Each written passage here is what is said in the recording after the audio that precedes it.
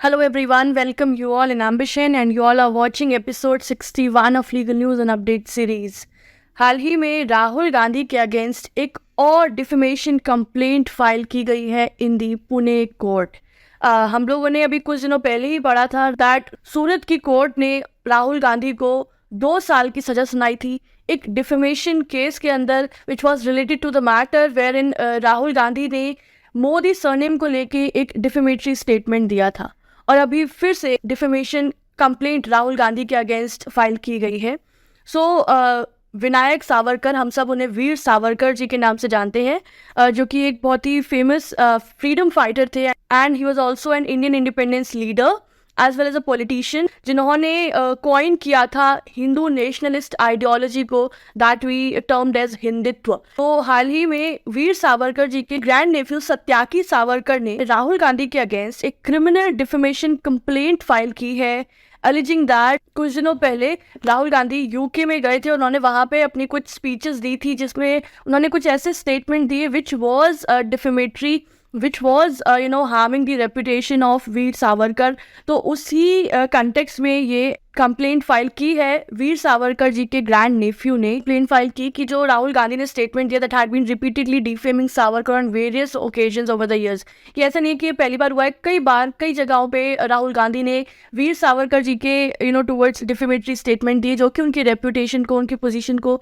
Harm करते हैं, एक नेगेटिव इम्पैक्ट डालते हैं सोसाइटी पर। कंप्लेंट में ये कहा गया कि राहुल गांधी न्यू कि जो वो बातें कह रहे हैं, जो वो फॉल्स एलिगेशंस लगा रहे हैं वीर सावरकर जी के अगेंस्ट, वो अनट्रू है, वो सही नहीं है, वो गलत है। एंड जस्ट बिकॉज उनकी रेपुटेशन को हार्म करने के लिए, सावरकर सरनेम को डिफेम करने के लिए एंड उनकी रेपुटेशन को इन्फ्रिंज करने के लिए, उनकी फैमिली की फीलिंग्स को हर्ट करने के लिए उन्होंने जानबूझ के इस तरीके के नोइंगली एंड इंटेंशनली इस तरीके की बातें कही, इस तरीके के फॉल्स मेलिशियस एलिगेशंस लगाए सावरकर के अगेंस्ट। ये जो कंप्लेंट फाइल की गई थी ये पुणे के चीफ जुडिशियल मजिस्ट्रेट के सामने प्रेजेंट की गई थी, फाइल की गई थी। इसमें बोला गया कि भले ही जो डिफेमेटरी स्टेटमेंट्स बोले गए हैं ये इंग्लैंड में बोले गए थे, लेकिन इसका इफेक्ट जो है that was suffered in Pune because it was published and circulated throughout India. ये पूरे इंडिया में सर्कुलेट हुआ, पब्लिश हुआ and it is affecting the reputation and causing mental agony to the entire family which is situated in the territory of India only. Right? उन्होंने साथ साथ complain में ये भी हाईलाइट किया that Gandhi is a habitual offender and he has been regularly issuing defamatory statements against Savarkar and others. ये कोई इकलौता स्टेटमेंट नहीं है, राहुल गांधी एक हैबिचुअल ऑफेंडर है, उन्होंने कई सारे लोगों के अगेंस्ट डिफेमेटरी स्टेटमेंट दी है including Savarkar. In fact, recently he has been convicted for a criminal defamation case and has been sentenced for 2 years imprisonment.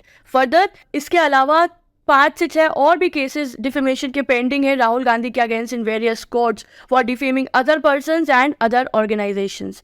So in view of the same, complainant ने क्या sought किया है अपनी complaint file में for Gandhi to be summoned and tried in accordance with the law and for maximum punishment to be awarded to him. तो राहुल गांधी को सम्मन भेजे एंड उनके अगेंस्ट ये ट्रायल चलाया जाए इन accordance with the law and उनको ज़्यादा से ज़्यादा पनिशमेंट इंश्योर की जाए, अवॉर्ड की जाए, सो दैट जो भी रेपुटेशन को इन्फ्रिंजमेंट हुआ है या जो भी मेंटल अगॉनी फेस हुई है तो उस चीज़ का कॉम्पनसेट हो सके।